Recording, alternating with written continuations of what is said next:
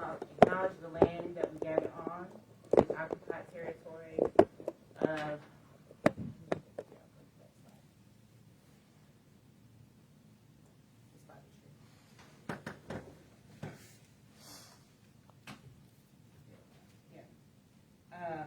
of indigenous people and our African ancestors whose blood laid the foundations of this nation and whose spirit of resilience continues to struggle for freedom. For this space, I just want to have the intention of healing and abolitionist and participatory centered, and I want you to be open in thought, find relation with your spirit, and fill with your heart. In our communities, we know the connection between healthy earth and a healthy community. Even if we don't intellectually know it, we know it and feel it in our bones. I remember when I was younger, my grandmother used to say she could smell rain. And when I was younger, I would actually try to smell the rain because I didn't know what she meant. As I got older, I understood that she had a divine connection, as we all do, with the earth. And so that signals different things in our body. Like on a cloudy day or a snowy day, when I was a caregiver, I knew it was going to be a rough day for my mother who had a just like you hear hospital staff say, it's going to be a chaotic day, it's a full moon. And I also know this because I have a moon niece that doesn't go to sleep on full moon. And basically all I'm saying is that we are connected to this earth. And so if we poison our earth, we are poisoning us. I learned from a friend, his name is Raymond. He taught me about negative peace. That's when there is no visible conflict, but the conditions are still violent. I came to the conclusion that mass incarceration is a form of negative peace, and learned that climate crisis is a form of negative peace. When the land is poisoned and our people are caged and dying, this is structural violence. Our answer to violence in the carceral system is restoration, healing, and justice. As we go through this session today, we already know the harms that we see. I want you to think about the things that are not visible, but are normalized for profit and manufactured as peace. And then I want you to also think, what does true and positive peace look like for our people and for our land? And today I'm joined by some amazing facilitators. And Chris, if you want to introduce yourself, and then Shirley. Yeah, I am Chris Winton. I am CDET's Youth Ambassador, and Sharice. Hi everyone, my name is Sharice Domingo. I'm with Silicon Valley Debug here in San Jose, California, and I'm really honored to join our family at CDET and stuff, who are one of our founding hubs of the National Participatory Defense Network.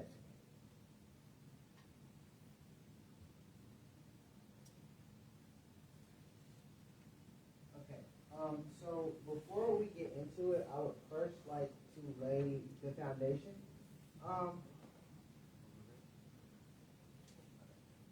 So to begin this section, we must first define environmental racism.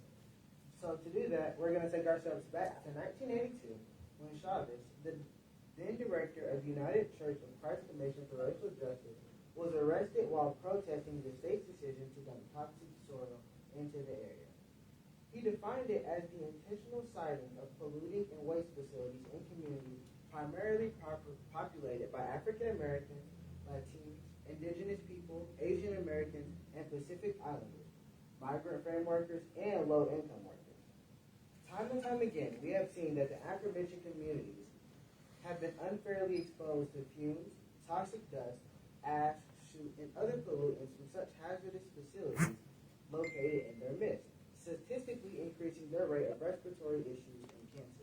However, this issue only received national notice in 1982, and it took the arrest of a black activist to do so. It is a form of systemic racism, and it exists largely because of policies and practices that have historically, and to this day, favored the health, well-being, and consumer choices of white communities over those of non-white, low-income communities. So, you've seen, read about, and now heard of it, but what are some real-life examples? Well, for one, in 2014, a water system contaminated by lead and turned into a crisis for the city of Flint. 4 years later, neighboring Benton Harbor experienced the same thing. Both communities, which are predominantly black and low income, already suffered from a history of state and local government mismanagement. A subsequent failed response to this crisis resulted in years of lead leaching through pipes and drinking water. Lead exposure is linked to health consequences from heart and kidney disease in adults to impaired brain development in children. So, environmental racism happens all over the world, though it goes by many names. For example, at least 23% of e-waste from developed nations is exported to informal recycling operations in China, India, West Africa's Benin, Cote d'Ivoire, Ghana, Liberia, and Nigeria.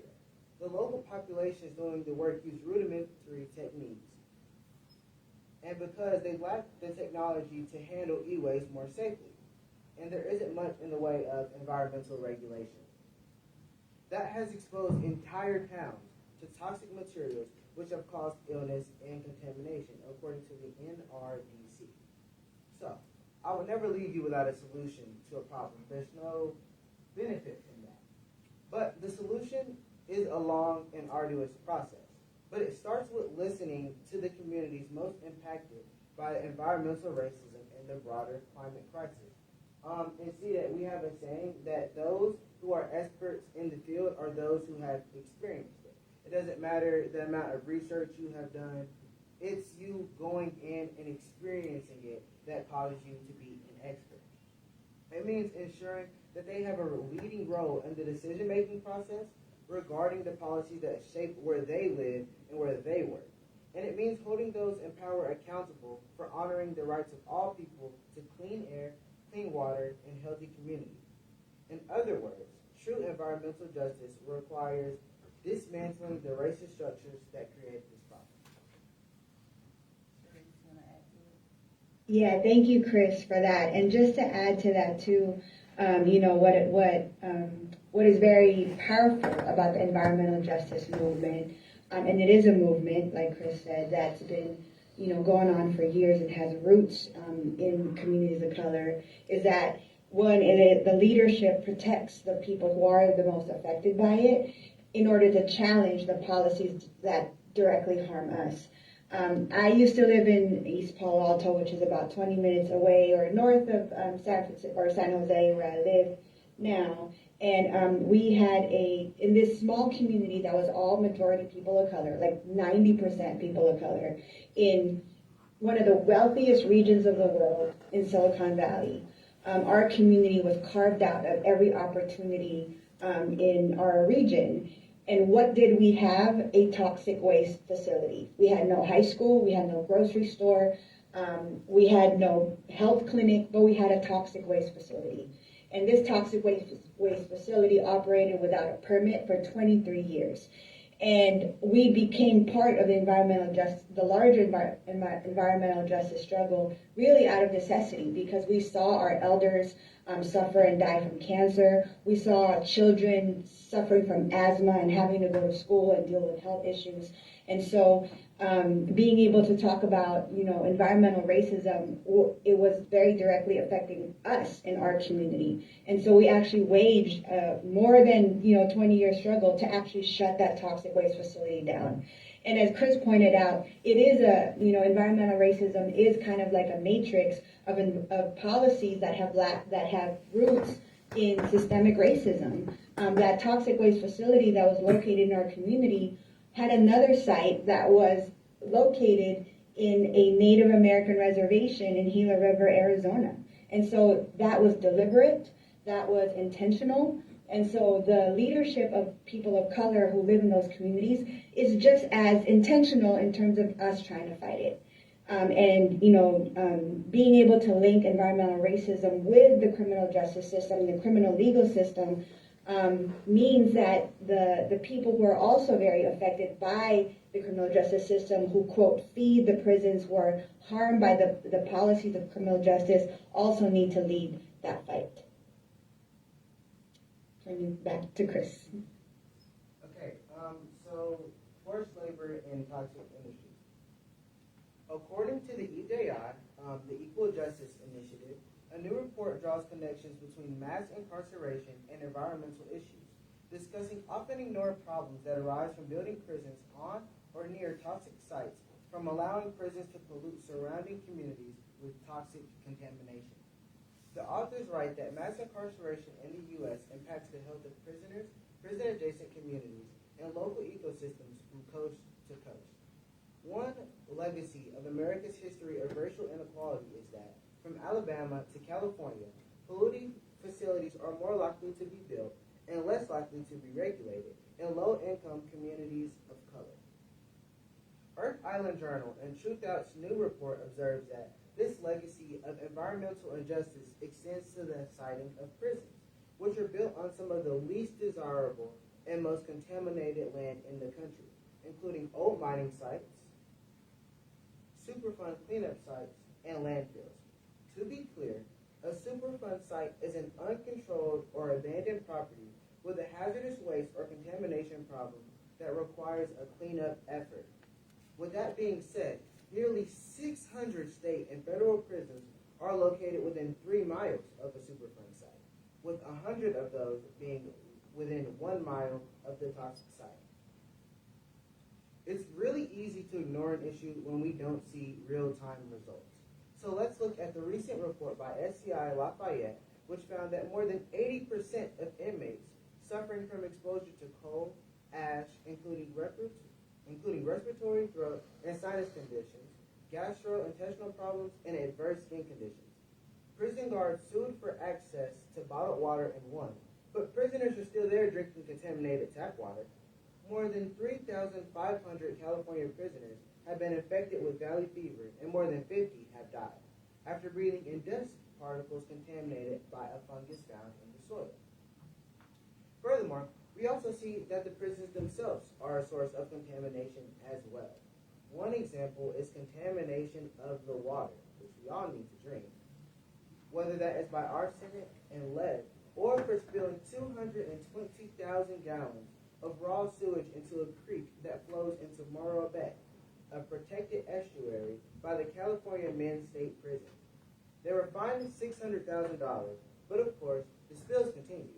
And in 2008, 2014, and as recently as 2017, the spills were repeated. Another report reveals that prisons from Virginia to Washington State have been cited for violating point source pollution regulations under both state and federal laws, as well as falsifying water pollution reports. EPA data shows that 92 informal actions and 51 formal actions were brought against prisons, jails, and detention centers across the country under the Clean Air Act during the last 5 years. So, if you leave with nothing else, understand that carcerality and environmental violence are inherently linked, and that in any space, the job of an environmentalist and anyone else concerned with the environment and its ensuing effects on humanity must be deeply linked with that of the prison system. Understand that it is a battle and must be fought over time. It will take our combined efforts, and it will not be easy. However, an issue not having an easy fix has never stopped me. So will it stop you? Thank you, and I will shortly move on to my next section. And so based on just what we have heard locally, we are in contact with a lot of people that are inside, and we all have reports about molded food and contaminated water. This is just an example of when Helene happened. We were getting calls from Northeast prison, and they were saying that the water had black specks in it. And we looked. I think we even reached out maybe to Chris, and there was an actual boil notice in that community and their water supply, but no one told the people in the prison. So they were using that water, drinking that water, bathing in that water, without anyone giving them any notice, like, you should be boiling the water. This is what led us to trying to get fresh water to the local jails and stuff. We were checking in with them. But this is just one example locally of what that contamination could look like on the inside.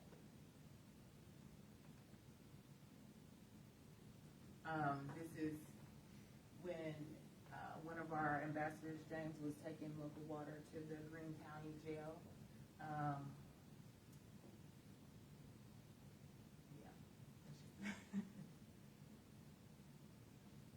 And so we're talking also about the jail expansion. So this is an expansion of the Sullivan County Jail. And this number you see here is the jail. The reason that they're saying that they needed to build a new jail for $160 million is because of the overcrowding. Originally, when they were going to build a new jail, it was going to be overcrowded day one. They started utilizing their pretrial release more. But what they have done is technically they're going to harm the environment and the ecosystem to tear it down to build a new jail, when in reality the focus should not be on incarceration. It should be on killing those people. So we don't need to build these new jails, and we don't need to tear down more land. And right now the new jail is set to be at 75% capacity. With what's going on in the country now, it could be overcrowded again. We're at the point of maybe being shut down for the previous overcrowding.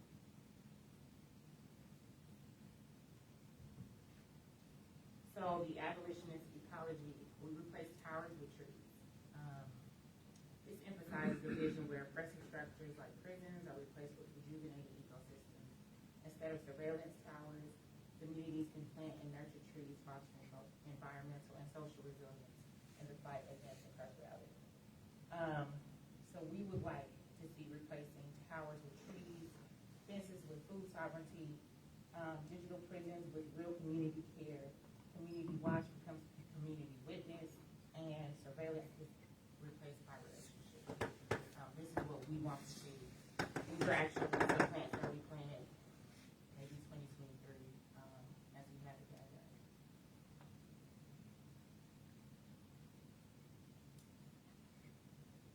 Okay, so prison construction as environmental violence, we just touched on that, but let's touch on a little bit about the resource consumption of carceral prisons, especially relating to the fiscal aspect. So, both you and I know that incarceration costs money, but how much? How many resources are being wasted on an obviously ineffective system? Well, according to the National Institute of Corrections, this number amounts to over $500 billion annually. A study by the Institute of Justice Research and Development estimates the annual economic burden of incarceration in the United States. While prior research has estimated the cost of crime, no study has calculated the cost of incarceration. The $80 billion annually spent on corrections is frequently cited as the cost of incarceration, but this figure considerably underestimates the true cost of incarceration by ignoring important social costs. These include costs to incarcerated persons, families, children, and communities.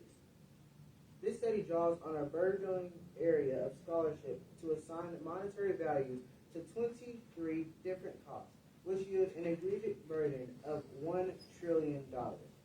This approaches to 6% of gross domestic product and dwarfs the amount spent on corrections. For every dollar in corrections cost, incarceration generates an extra $10 in social costs. More than half of the costs are borne by families, children, and community members who have committed no crime. Even if one were to exclude the cost of jail, the aggregate burden would still amount to and even exceed $500 billion annually. Which, expensive, right? What if I told you that it was actually much higher than $500 billion? What if I told you that the cost of incarceration was you? The environmental costs of incarceration include increased industrial emissions from the construct and production from prisons, the toxic impact of prisons on their surrounding communities due to waste and pollution, and the disproportionate exposure of incarcerated individuals to environmental hazards like heat waves and toxic waste. This creates a cycle where mass incarceration drives environmental damage, and the resulting poor environmental conditions disproportionately harm both the incarcerated population and marginalized communities located near correctional facilities. However, you must understand that this is a cycle. What affects one community will always trickle down and affect you. We see this in real time with the water cycle. As contaminated water gets evaporated and brought into new areas who have to face the environmental impacts of this water. Appalachia has beautiful land, but we must fight to preserve it. Remember that you are a part of that cycle, and that a fight for those who are incarcerated is a fight for not only those you love, but for the very environment that you have either grown up in or are experiencing at this very moment. Thank you. So I think in addition to that, we know that many communities are still considering building a jail or a prison. Like we know on the federal level, like not only are they trying to expand prisons, but they're also trying to expand ICE detention facilities. And where are trying to locate them? Like we've been saying, they're being located around communities of color who already bear the brunt of the criminal justice system. But when it comes down to it, in terms of when the governments or whoever are trying to build prisons or jails, they still have to go through the same process as though they're building a facility. So if they're building, whether it's a store, a factory, a mall, or anything, a jail or a prison still has to go through the same permitting process, the same contracts and stuff that they have to go through. So as advocates, as people, who are in this Zoom, as people in our community, those are the things that we also have to pay attention to, what these processes are. So for example, in California, what regulates the process of building anything is called the Environmental Impact Report, and it's regulated by California laws called CEQA, the California Environmental Quality Act. And we know every state has them, including the federal government has their own. So those impact reports have to look at, if this factory or jail or prison were built, what would be the impact on the air, on the water, on the soil, on the land. And over the years, as the folks in the environmental justice movement have really pushed to expand what those impacts should really look at. So over the years, we've been able to say, these impacts should also look at what was in the land before that. That was so important that, for example, when Imani opened our conversation today, she acknowledged the land. And so those kind of values need to also be representative in the processes that are in place in order to stop the building of these jails or prisons or anything really, like what was in that land before that. A lot of these environmental impact reports will say, well, their threshold of what is healthy is based on a 35-year-old white male. But if you're building it in a community of color, then what we have pushed for is that it's us that we need to be the threshold. What would be the impact of building a jail or a prison on a 7-year-old who's already dealing with asthma? That's the kind of fight that we are able to do and able to push for as not only criminal or justice advocates or participatory defense organizers, but people who also just live in that community. So one example I just wanted to highlight was back in 2000, for example, California wanted to build another prison in Kern County, which already has another prison and has one of the biggest toxic waste facilities in California. So they wanted to build another prison. So it was actually a moment where a lot of folks within the criminal justice movement, the more mainstream environmental organizers, as well as the community of Kern County in Bakersfield, which is a mostly Latino community, really came together to fight that prison. So not only were they, pushing for the impacts of this prison on their community, but they also brought forth that, issues around labor, issues around the health impacts that the people already have, within the process. But also, they talked about in terms of the process being accessible to the folks there, because a lot of these reports are in English.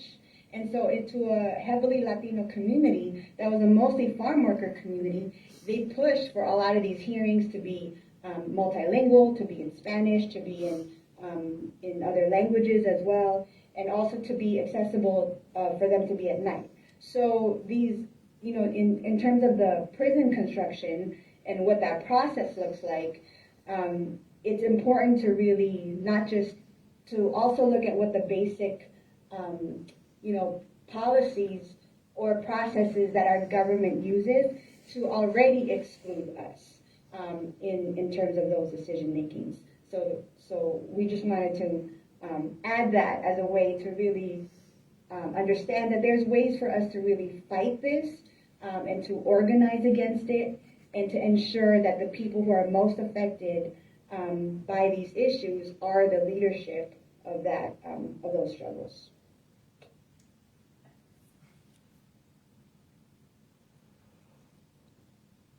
All right, we're gonna go to our storytelling part.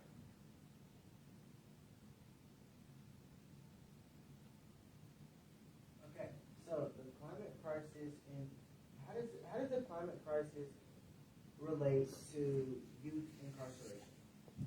So, in any situation that may be caused by climate change, whether that be a natural disaster, sweltering temperatures, accompanied by the inability to afford AC, it seems that America's most at-risk communities are always at the receiving end of the extremes of that disaster. However, the most vulnerable communities seem to be facing two issues at once: incarceration and the climate crisis.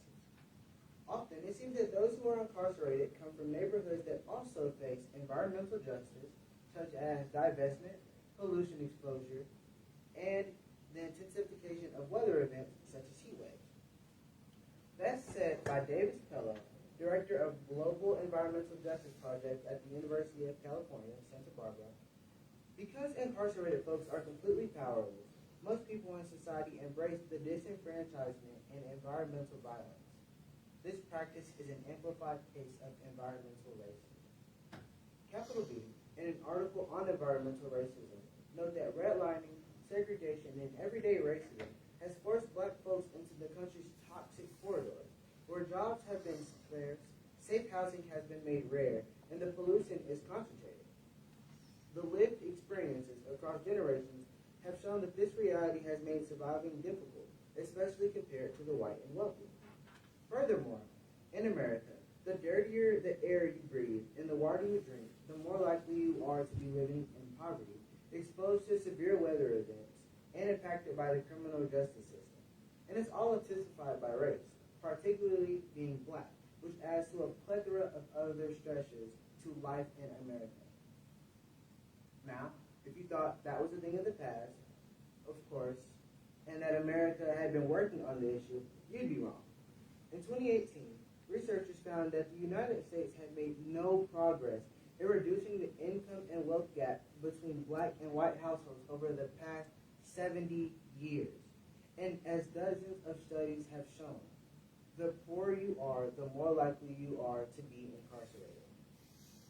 So, but regardless of income level, black folks are exposed to the most pollution from every type of source: industry, agriculture, all vehicles construction, and residential, when compared to any other racial group in the U.S. This has been connected to incarceration as well. A 2021 study found that children exposed to higher levels of pollution had a greater likelihood of being incarcerated. Stated again by capital B, exposure to pollution has linked to poor decision-making abilities as pollutants enter the bloodstream, impacting mood and brain chemistry. In one Los Angeles-based study between 2005 and 2013, researchers found that even when controlled for many social, economic, and circumstantial variables like weather, violent crime, was still 6% higher on days with dirty air than with clean air. So, now I've given you a couple of puzzle pieces, and hopefully this has started to piece itself together in your mind. But if not, I'll explain. So we know that people from impoverished communities are more likely to end up in prison, and we also know that the U.S. has implemented tactics and policies that force black people into these communities. And finally, that there has been virtually no progress made in reducing the wealth gap for at least the last 70 years, which is certainly much older than I. What effectively has been created is a perfectly diabolical pipeline, one that funnels impoverished youth into prisons, stripping them of the only chance they may ever get to escape the cycle. And the best part? Nobody pays attention to it. We are told that our lives are disposable, just as the land. Thank you. Right here you see pictures of when Helene happened, and what that also did was trigger another carceral system with DCS. People were displaced, and people with children were displaced, and we were getting calls, mostly from the immigrant community, saying we are getting calls from DCS saying that if we don't have housing, we're going to lose our children due to neglect. And this is a real thing. Chris explained to me that there were people who were living next to toxic areas, and they were at risk of losing their children to neglect through this DCS carceral system as well. So we're tearing families apart. The youth are going to be targeted, and also during Helene, these are the 6 family members who died, who passed away, in the plastics factory. Again, neglecting our community and our people, and we pay the cost for that.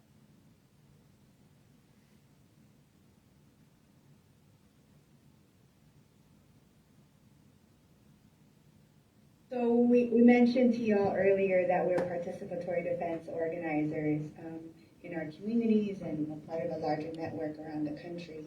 And one of the principles of participatory defense is to challenge the narratives of the courts and what they know of the person that's facing the charges that are in front of those courts. And we do that a lot through social biography packets, social biography videos, which really allow the community and the family members to really wrap around the person who's facing those charges and expand the court's lens of who that person is. And part of that, though, is really trying to expand the court's understanding of the environment of where that person grew up in, who that person comes home to, where they go to school, their job, and all that. We wanted to highlight with you, or for you, a story actually from Orange County here in California of one of our hubs who really wanted to show the environmental conditions that one of their young people was facing in order to influence the courts. And I'll talk about it right after. But okay. So we're gonna. So this is actually a collection of our time saves. We have a saying at Participatory Defense called "Time Saved," where we tell people, like, if you come to our meetings, the system has a term called "time served," right? Which is the amount of incarceration that the system will give you. But if you come to our meetings, if you act on with your family, if you support them, if you come to court, then you can turn time served into time saved, which means that person home with you. And so this was one of our first collections of stories, and so we're going to show you the family out of Orange County.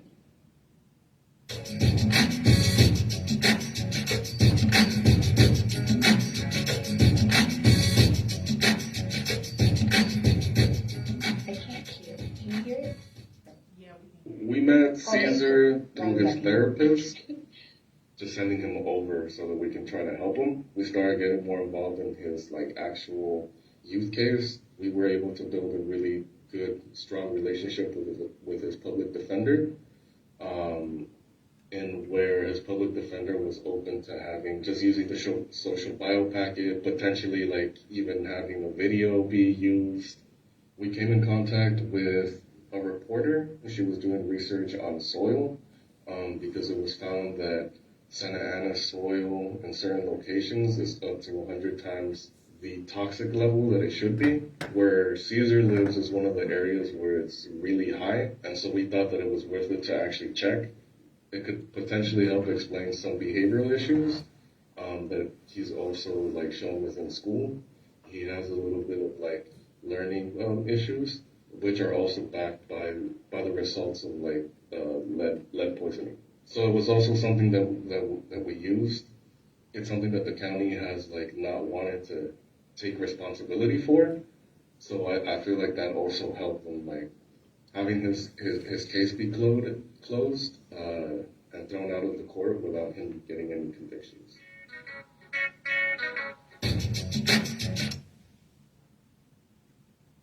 Thank you, Bonnie. Yeah, so that was really one way, one tangible way that we can introduce a lot of this information that, both Chris and Imani and I have been talking about the impacts of these toxic facilities in our communities, and really affect how decisions happen on the daily and how it could change the course of people's lives. Like this was a direct example of that with Cesar. And for, as you all go into become lawyers and advocates and organizers, like really being able to see those intersections and apply them in the families that y'all are seeing, the clients that y'all are seeing, is a really tangible way for this all to make sense, and for all of us to act on it in whatever kind of path that we end up taking. So and so being able to really make those connections for an isolating place like the courts is such an important aspect moving forward. And so just kind of like to add like things that, that both Chris and Imani have already said, is that, there's the location of these sites, whether it's Superfund sites, brownfields, abandoned factories and stuff next to jails and stuff is so prevalent. In California, there's 54 toxic waste facilities. In California, 53 are located in communities of color. If you overlay the map of these Superfund sites and brownfields on top of the map of California prisons, you're on top of the map of where communities of color and low-income communities are, you're going to see all the overlay. And so it's not accidental, it's intentional. And so the fight isn't just about, an individual fight, but it's really a systemic fight and all of that. And California is not, it's not an aberration from the rest of the country. Like, Imani and Chris have been saying, this is all over the country, which is why the environmental justice movement really needed to organize on a national level. And all of the research and things that are happening in California, I really would like to see that happening here. The coalitions and the dump sites and the jails and the rates of violence in certain communities. When I heard about this this case, this is what really got me interested in this coalition. I am a Glow baby. I'm from Oak Ridge, and so I know what that contamination can do to our communities. Specifically, having an uncle who died from working at the plant, and me fighting to try to claim my mother's illness was related to the plant. I know how important these studies are, but we don't have resources, and we have lack of access. Cherie, this story got me to wanting to know about and I call it the contamination to incarceration pipeline. And I also want to push attorneys to, because I thought this was like brilliant how they use this in a criminal case. And I also want to push students and attorneys, future attorneys, to put this into your cases, even though there may not be law around it now. That doesn't mean that it will not be law in the future about it, and you could bring someone back to court, putting this into on the record.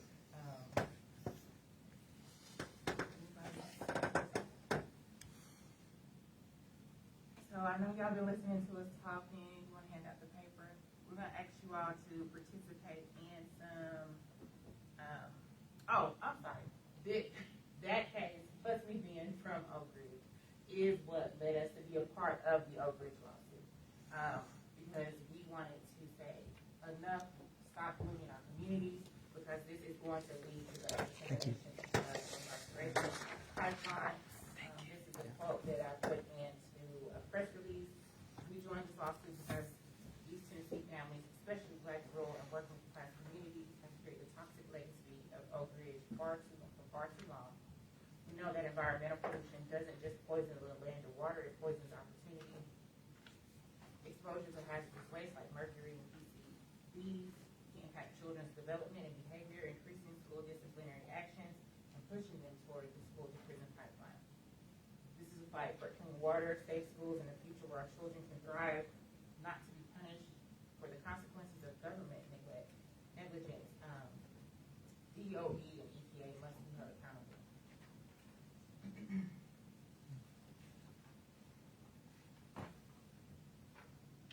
You all don't know what a glow baby is. They say because we grew up in Oak Ridge, we grew up. I always thought you had an aura, Amani. That's where it came from. Yeah. Radiation.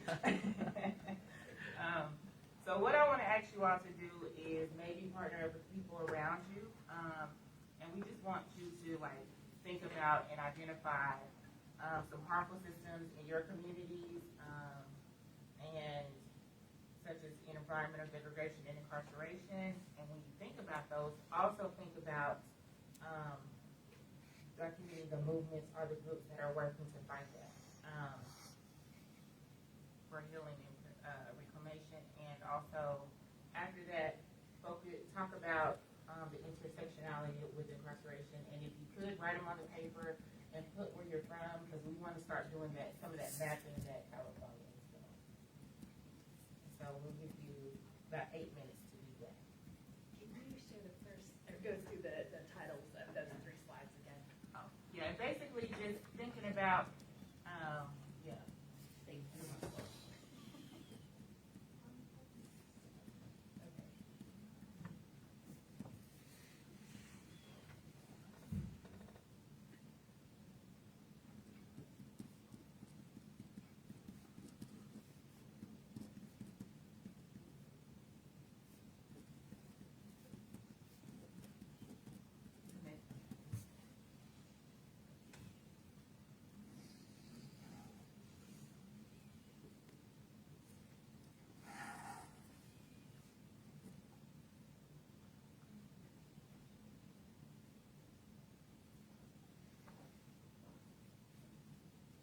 And then for those at home, if you want to join, go ahead and make your list, and you can go to CDETpush.org, send us an email with your list, where you're from, and also we encourage you to subscribe.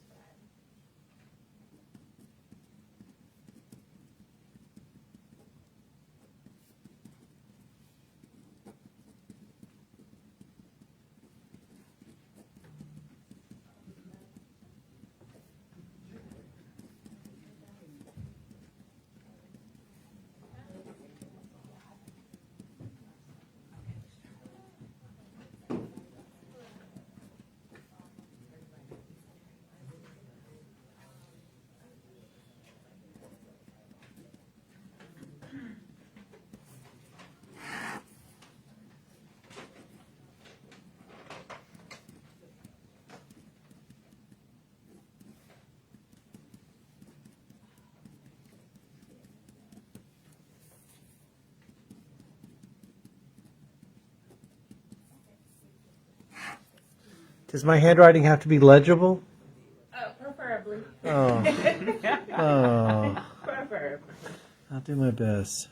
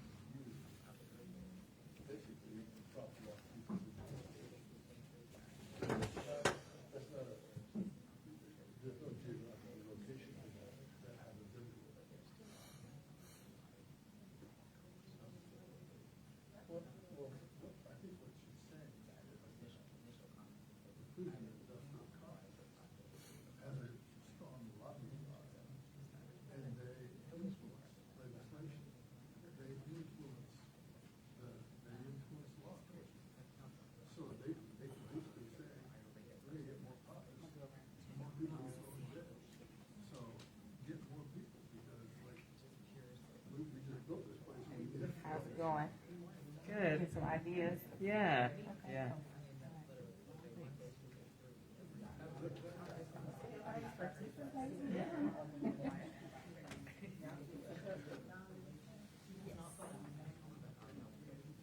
What was the third question? We were looking at. We can do. Who's working on it? What can be done? Right. I just basically absorbed the first question and then went from there. And the radioactive waste incinerators is mine. Conveniently, nobody's doing a damn thing. Right. And there's like 12 of them in this valley. Yeah. So Yeah. I do not like breathing that air. One of them is accepting German radioactive waste that the Poles refuse to take. So it's worth it to the Germans to ship it here to have burnt and then have the resulting ash shipped back to them in Where is Germany. that? It's in Oak Ridge.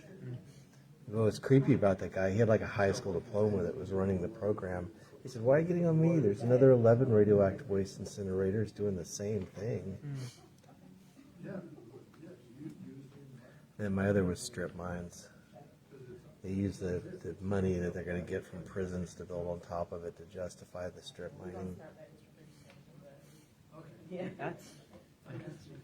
Yeah, If yeah. anybody wants to share maybe one or two things, and I know it's not a lot of time, but we just have to kind of keep moving. But if somebody wants to share something, okay. I got two quick things. One is the radioactive waste incinerators here in the valley. There's at least 12 of them. They're all in the poor communities, and nobody's doing anything about them really.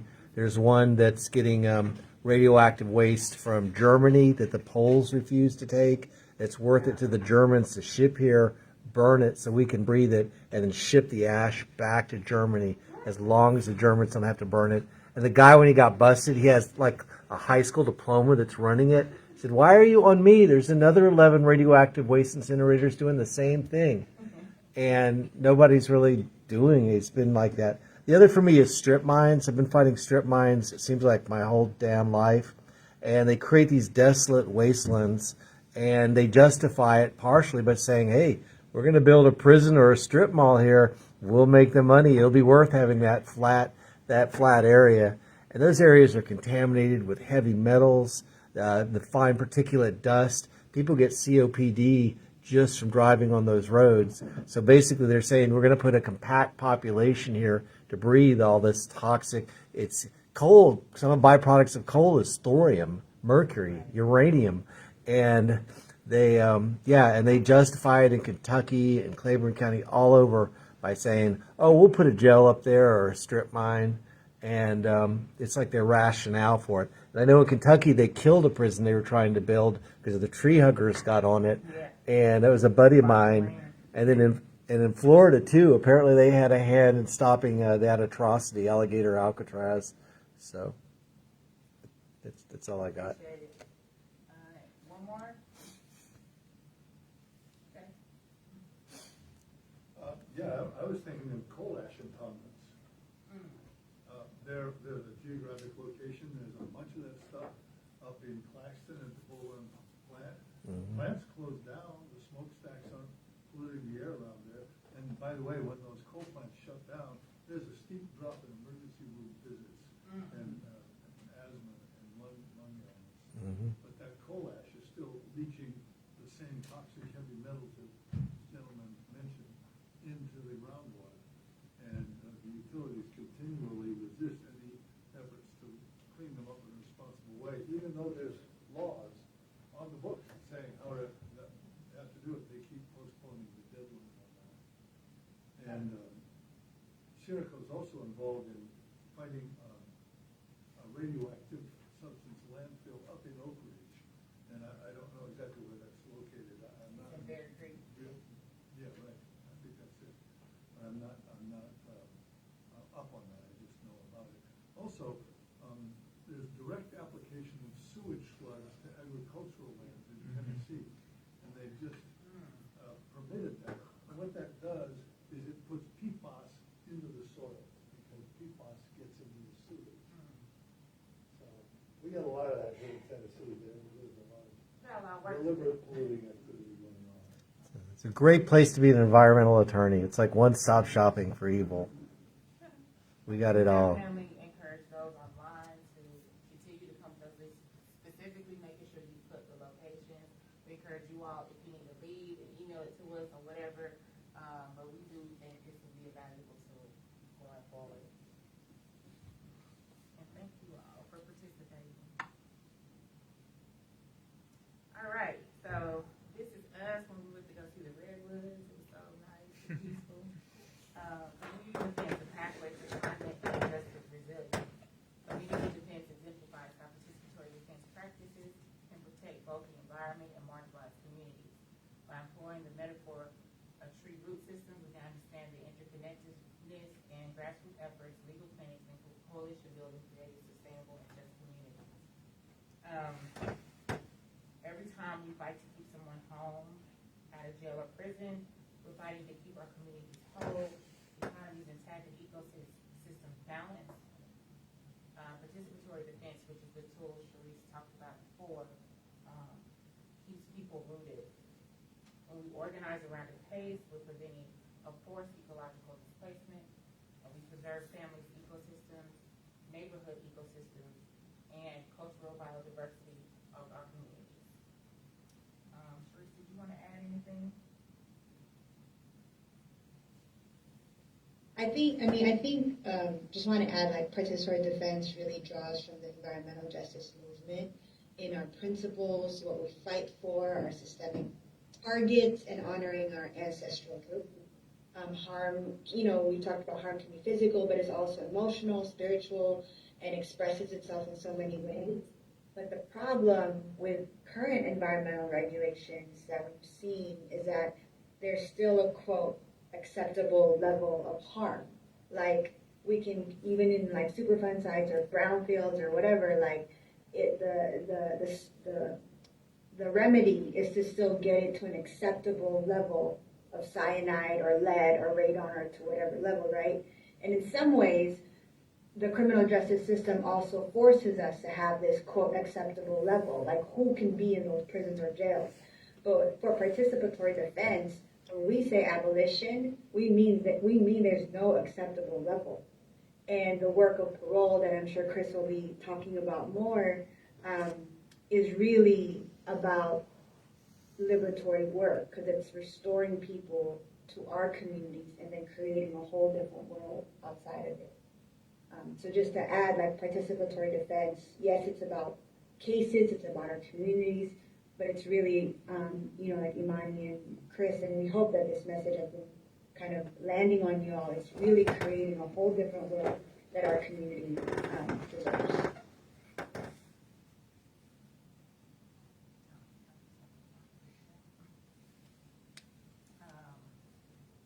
So we definitely think participatory defense is ecological protection. And one example that we kind of related to is the tree root system. And the tree root systems, they communicate with each other. We learned this from a park ranger when we did go to the forest. And they warn each other when things are possibly harmful to them. They also take nutrients from themselves and heal other ones that may be sick. It's a fascinating, beautiful system. And when I was talking about this system, one of the people that we're fighting to bring home, Almer Nance, he was like, oh yeah, that's kind of like me. Like, I was taken out of my community. And it's almost as if the system was like, just take him up and uproot him and kill him. Because he has life. And what we're saying is that participatory defense focuses on eliminating the isolation and the injustice of the process while supporting the people and the families that are going through it. And these are just some pictures of over the years of families and communities supporting each other. Sharice, do you want to add anything? No, that I just love seeing these photos and stuff. Really, just like the tree that's in the background and stuff like that has probably been in this earth more than forever. Any of us just combined. like that photo, the one of all of us and stuff, is, I just want to, that's the one of, that, yeah, that was our first gathering. And here in California, where we, you know, all the hub, or our first hubs, got together and really named what we were doing and stuff. So, yeah, just want to acknowledge that. We have some pictures of some of our founding members of Community Defense of East Tennessee on here. Some of them have passed, but we still honor them. They're still embedded in our organization and in our roots.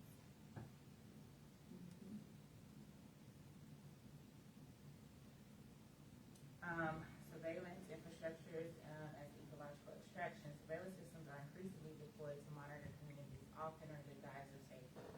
This infrastructure not only extracts resources, because they're going 24 hours a day, from the areas that they also contribute to the environmental degradation of the land. As surveillance towers to take, occupy, and disrupt ecosystems. What we also want to see is from surveillance to sanctuary, right? From trauma, the industrial complex, to a healing ecosystem. We want to replace those ankle monitors and facial recognitions with community alerts, mutual aid, and what we call watch below. Every system we build in community is a refusal of the surveillance state. Imagine prisons closed and turned into fresh food forests, housing co-ops, and community-led clean energy sites. We are not just fighting prisons, we are fighting for the right to breathe clean air, to drink clean water, and to raise our children in a safe land, free from cages and free from extraction, and full of life.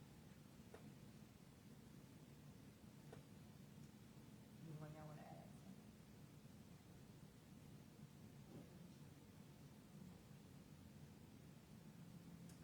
We also see court support as an ecosystem defense. Court support is, let's call it tree planting. We often talk about ecosystems in terms of forests, rivers, and species, but people, community, and care systems are ecosystems too. In this framing, court support isn't just a legal action or emotional practice. It's a form of environmental protection, social reforestation, and climate resilience. Because when a person is removed from their home and community by the state, that is an ecological disruption. It tears apart families, weakens mutual aid, destabilizes local economies, just like a clear-cut forest or poison water supply.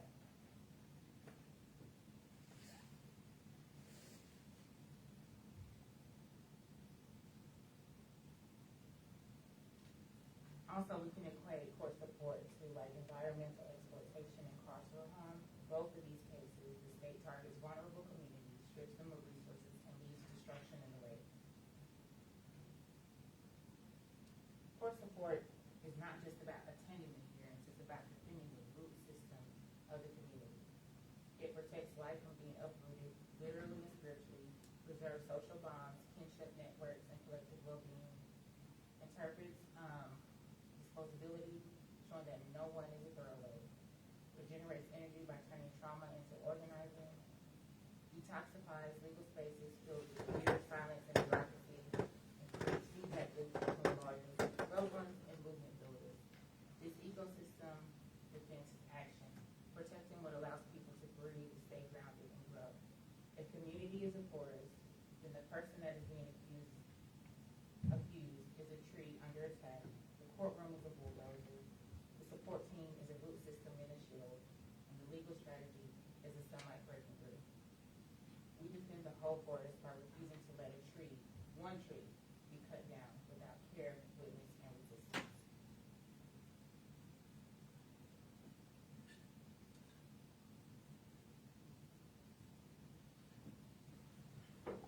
So, parole work as community land trust rules and healing justice.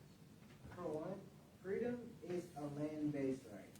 When someone returns home, they don't simply return to the house in which they were born. They return to the trees that grew alongside them, the soil that holds their memories, and the land that shaped them. Denying parole is a denial of freedom.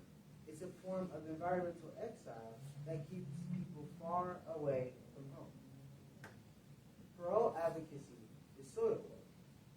Every parole packet we make, every support letter we write, and every community plan is an act of rerouting, a refusal to let the system bury our people as they so desperately will try. CDET's parole work is not just about release, it's about restoration. You are helping people reconnect to kin, breathe clean air, and reconnect with nature and build their power. In this way, parole is ecological restoration. It's an act of rebuilding what was once destroyed.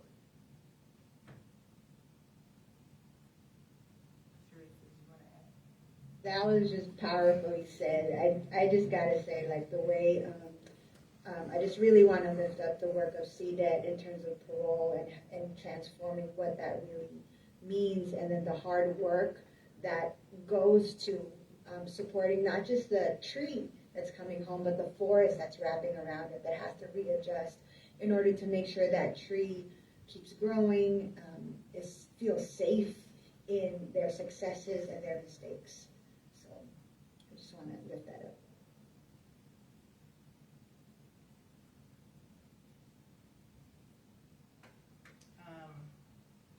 Through our youth-led actions, legal clinics, campaigns, or coalition building, partnerships, participatory defense, network, they are hubs of protection.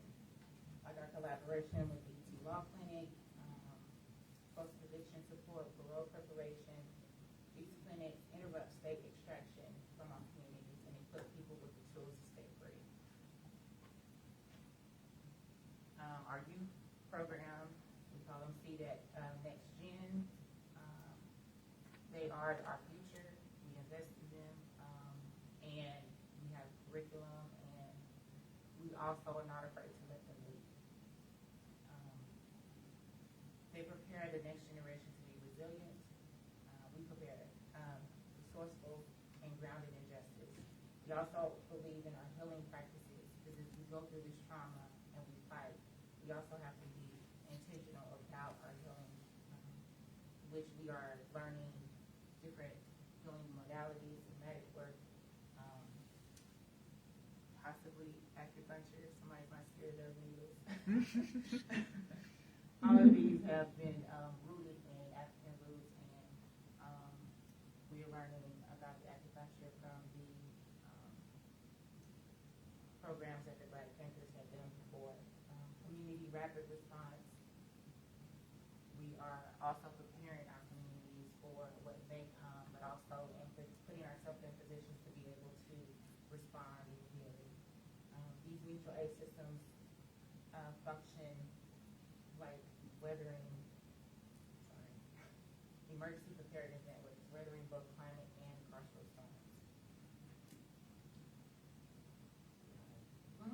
Okay, so like I mentioned before, I am CDET's youth ambassador. So I think I can speak a little bit to why a lot of this is important.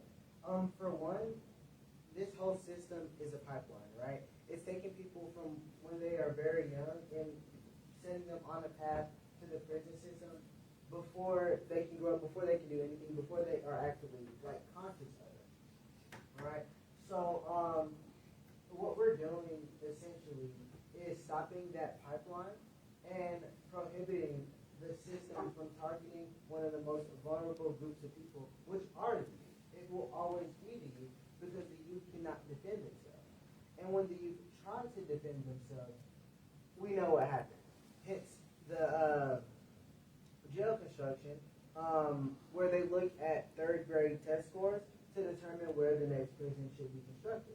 The group with the lowest test scores, they assume, will have the highest incarceration amount, so they build a prison there. So we're working to reverse that, right? But it's also important to acknowledge that you are able to lead, that we are a competent group of people, and that we can uplift ourselves, right? But it's important to make that space for us, right?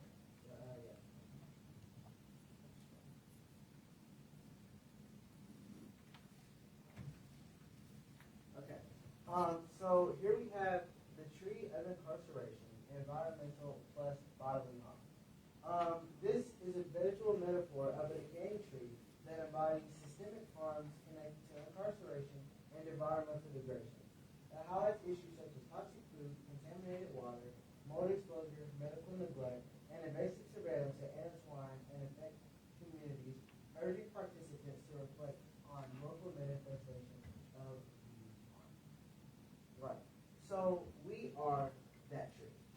Right? Everything under the tree is everything that builds up to this one issue. As we can see in the background, or even let's take an example from what's the name? The Lorax. So eventually, as the Lorax went on, over the course of the movie, there were less and less trees due to more and more harms. But in the Lorax, nobody seemed to care until it was far too late. Until all of those had already taken over, until there was nothing left, right? So I think what's important to do is we need to acknowledge these issues now so they don't build. And with acknowledgement, I want to even say that we need to be pushing for action here, right? Like toxic water, medical neglect, overcrowding, lack of research. These are all issues that no one's looking into. And then if people are researching them, it's just silent acknowledgement of, oh, this is an issue that happens. But let's ask ourselves, what are we doing about this issue to make a substantial change? And even if not substantial, any change or any push in the right direction is still a push in the right direction, no matter how small that may be. So there are like everyday behaviors that you can change, or even making people that can do something aware, right? Like this is for environmental law people who are concerned in economics, right? So you are the people that can push this issue. But even if you were to tell a friend who can tell a friend who can tell a friend about this issue, it's pushing towards a positive change in the positive direction. So yeah, just be aware of that.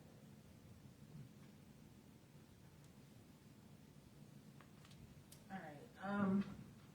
We're just gonna go through. I'm not gonna go too deep into these, but from the forest to frontlines global struggles and land liberation. We're gonna start here locally. Cop City represents a significant threat to urban forests, where destruction and green spaces is justified under the guise of public safety and policing. This illustrates the connection between militarized policing and environmental degradation, as vast areas of forests are cleared to create training grounds for law enforcement. This was some pictures from the resistance at the city council meeting, where it was like, I don't even know how many people there in the city council still voted it in. But this is a map that someone had showed us of how much land and area they cleared. And that they're supposed to have, I think, 300 acres for park space, but they cleared so much that only 125 acres are left. And they're not going to have access to it.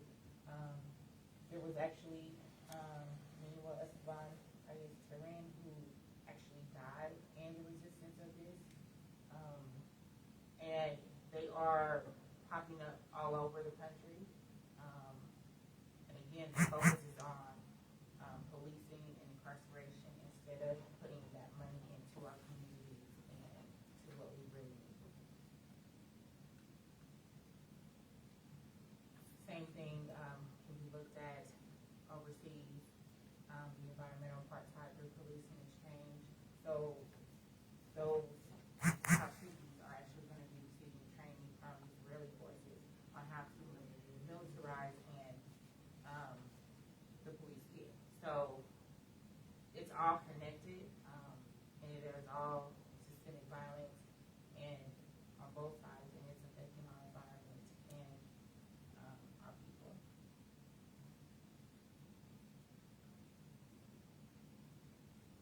Blood in the soil, same thing is going on with Congo, extraction of the cobalt and coltan. Same thing, our people are suffering and dying for production of batteries and surveillance technology used in prisons. So there's human suffering behind this. And just to add a little bit here, let's take this back to early Americas with the Native Americans.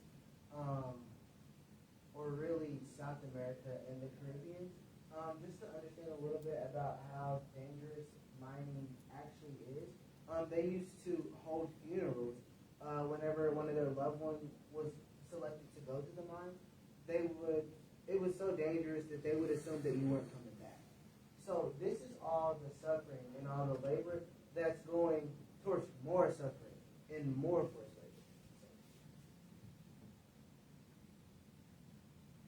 Same thing in Sudan. This is actually a picture one of my friends in Sudan sent me when the conflict started there, and leading to the genocide and displacement and human suffering all over the world.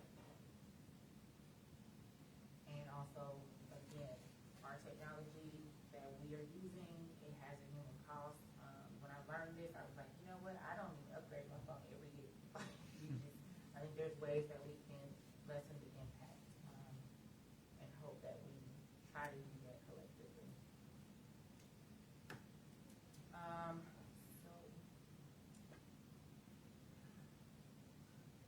Call to action. As we approach the end of the workshop, this is Chris and Dean. They were cutting some, I don't know if it was cucumbers, tomatoes, I'm not sure what. Tomatoes? Okay. We want you to reflect on things, and also, you want to pass out and the markers. So right here we have a small liberation tree that we can travel with. We have some biodegradable markers. We have some leaves that want to crumble, and we just want you to write on the leaves like what you feel like you can do as far as what you've learned and as a resistance. And when you write it on there, if you want to take it home, you can, or if you want to tie it on the liberation tree, we appreciate that as well.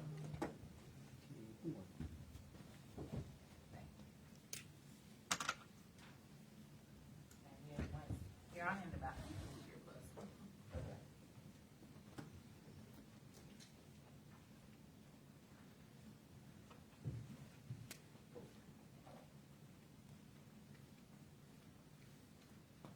So to start my closing, and this is a relatively new concept for myself, but I would like to introduce the concept of complexity bias. It's our tendency to look at something that is easy to understand, or look at it in a state of confusion, and view it as having many parts that are difficult to understand. We often find it easier to face a complex problem than a simple one. Right, so far often do we plant and plant and plant without ever acknowledging that these seeds must one day grow and that they can't do it alone.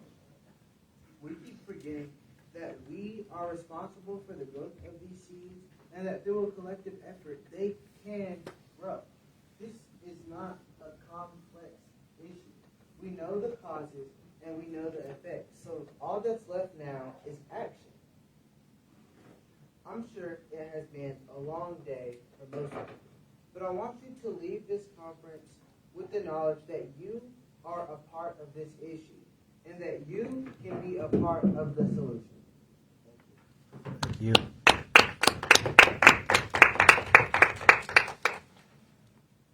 Do we have time for 50 questions, or Yeah, until they throw us out. if y'all have questions, or if y'all want to just try the stuff on the liberation tree? You mentioned Oak Ridge. You mentioned Oak Ridge. Wasn't there an issue with water contamination? Was it Scarborough? Mm-hmm. The That's community, what I call the valley, yeah. the valley. Yeah. Yeah. So, like, I remember playing in creeks and streams that now have, like, contaminated signs on them. Mhm. So, again, in that, Scarborough is, we call it the valley, is a historically black community that was a self-functioning community for a long time until gentrification started happening. Mhm. That's why I wholeheartedly believe in communities can exist without police, because the only time I remember seeing the police in that community was if somebody died and they had to come get them, or like on a rare few occasions, but there was home ownership, stores, they had to stop our school back when my mom and them were young. It was a self-sustaining community, and we took care of each other. Like, I felt safe in that community.